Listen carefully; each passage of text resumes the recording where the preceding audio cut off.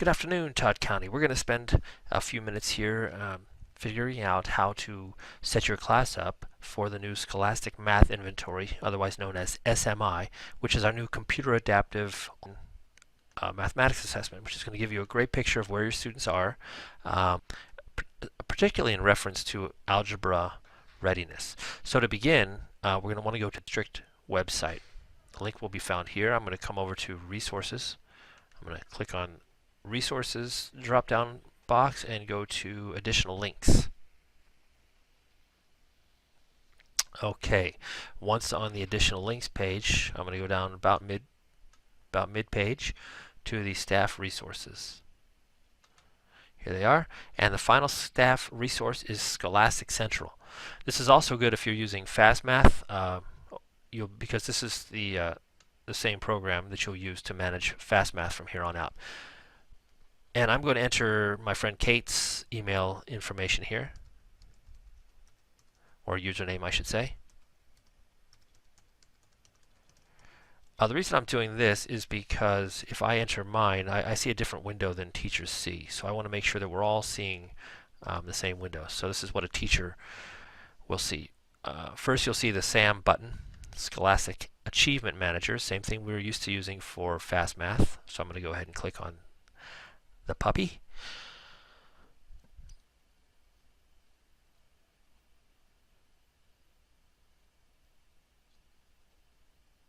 And that brings us to Kate's main SAM page.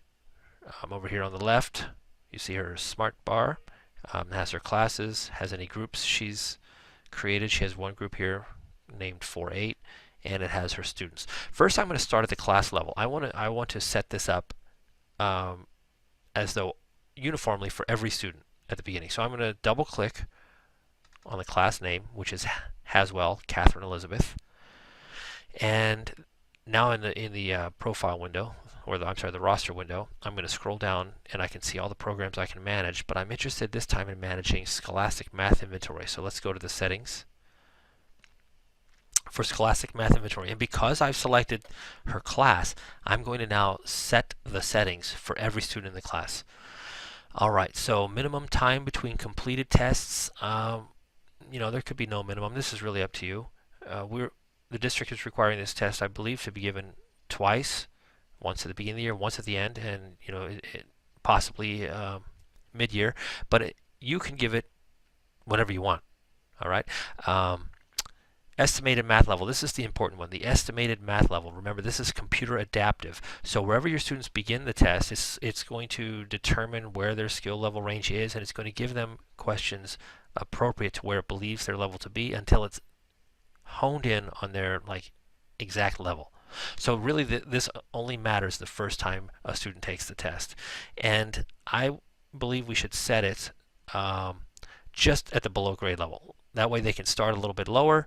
If they're a 6th grader, it will give them some 4th grade content, some 5th grade content, and move them quickly to where it believes they should be.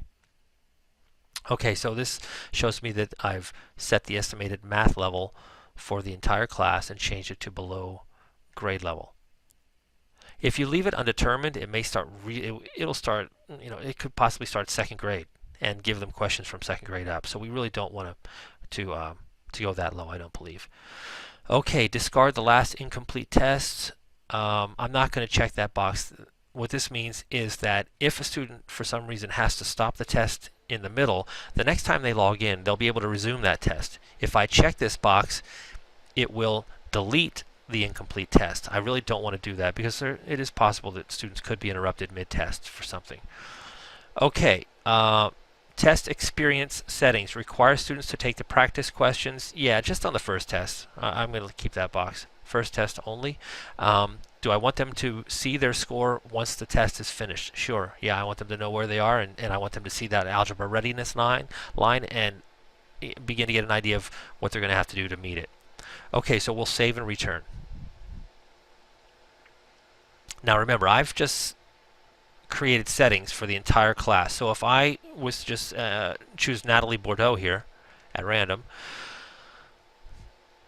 and check her Scholastic Math Inventory settings, I see that her estimated math level is below grade level because I've set that for the entire class at once. But I know Natalie is an excellent math student. So for a few select students, I'm going to come in here and I'm going to go ahead and set her on grade level. So it'll take the test a little less time, hopefully, to find Natalie's ideal level. So I'm going to go ahead and choose on grade level. If I think she's ready, if she's a 6th grade student or a 7th grade student, I think she's ready for beyond her grade level, I can go ahead and choose above. But I'm going to play it safe this first time and start her on grade level. So I'll come down here and I will save and return. The grading tools over here is after Natalie or someone in the class has taken an assessment, I can come over to the grading tools and I will see the test date. I will be able to take a look at the assessment and their quartile score for that date. I will also have the option of deleting old assessments. So remember that button we chose for an incomplete test. If for some reason a student didn't complete a test and I don't want them to continue, I want them to start all over, I could come in here and delete previous tests. There's nothing here yet because Natalie has not been assessed. Once your students have started to take the assessment and you want to take a look at their results, you're going to come up here to the reports. And you will see we have right here, we have 4 different Scholastic Math Inventory reports just for Natalie. Now, if I was at the classroom level, this might change. Let's take a look at that. I'm going to double click over here. To get to the classroom level, I just return to the Smart Bar, Classes, and double click. Always make sure you double click. If you just click once, you'll think you've done something, but you won't. Now, when I go to the class level, I only have I have 3 options rather than 4 now. I believe there were 2 parent options under the student, and maybe that's where the 4th one came from. So you'll be able to take a look here. There won't be anything now to see, but this is where you'll be able to access information regarding student performance on the assessment. Okay, so that's it for setting up the kids. And once you decide that you're ready to launch the assessment, that's where the students will go back to the district web page. Let me get back to that here.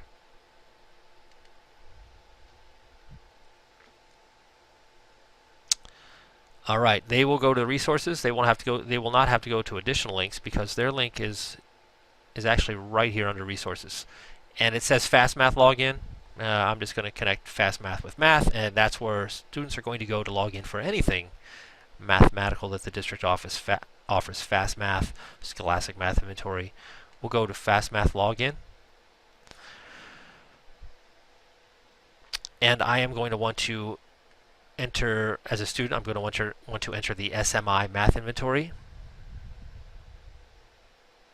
Okay, that pops up a huge screen. We'll go back to that in a moment, but I want to get a student ID, so I'm going to come back here to a student ID number.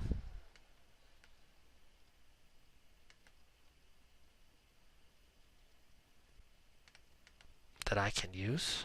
Let's copy that, and we'll come back to the welcome screen to the SMI. This is what the students will see. I'm going to enter the student ID number and the password.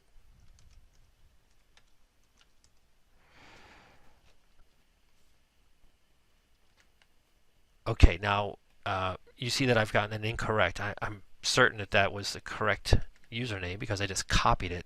So I'm going to go ahead and I'm going to try the password one more time.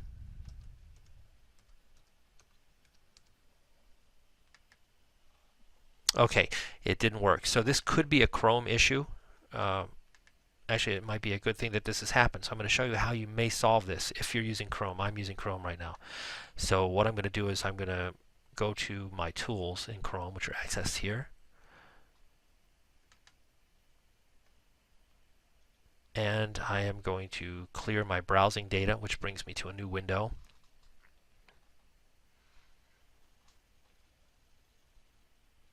And in the clear browsing data, I am going to just empty the cache.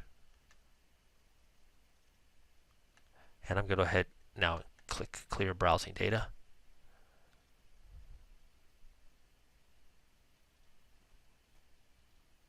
All right, that's done. I'm going to close all of my Chrome windows.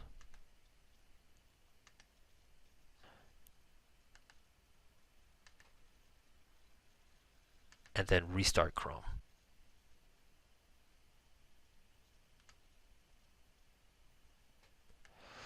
All right, let's get back to the district webpage.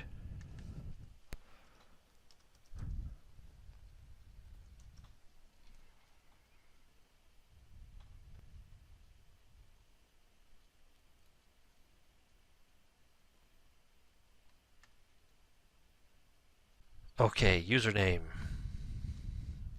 Paste that. Password.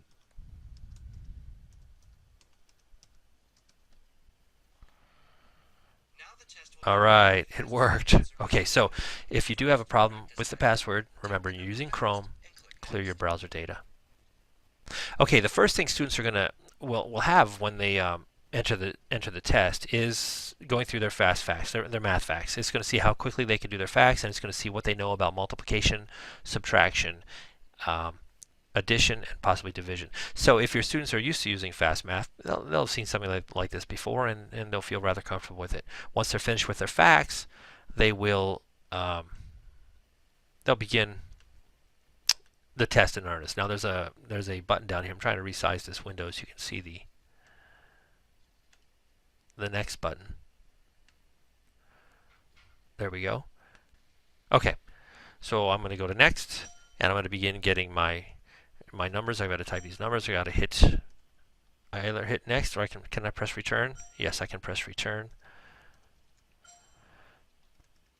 Get ready to answer math facts fast. Type the answer and click next. All right, now here comes my fact challenge. We'll start with some addition.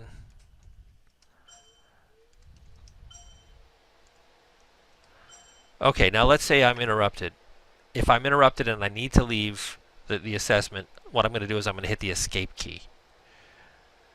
When I hit the escape key, I'll be asked if I'm sure I want to exit, and I may need to and warned that I may need to repeat part of the test the next time I log in. I'm going to select yes. Now, I just know for a fact that if I stop the test in the middle of the fact challenge, I will have to go through that entire section again.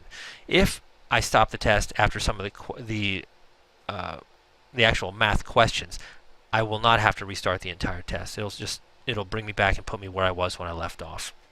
All right, so that's it for just a very brief introduction to the to setting up a class in SMI. If you have any questions about the program itself, you can direct those to me. If when you log in you find that your students are not enrolled in Scholastic Math Inventory and SMI, that may be because we're still early in the year and Brian hasn't had a chance to get everyone enrolled yet. Enrollment questions go to Brian Burnett. Program questions can go to me, Chris Mosner. Hope you have a great day. Thanks. Bye.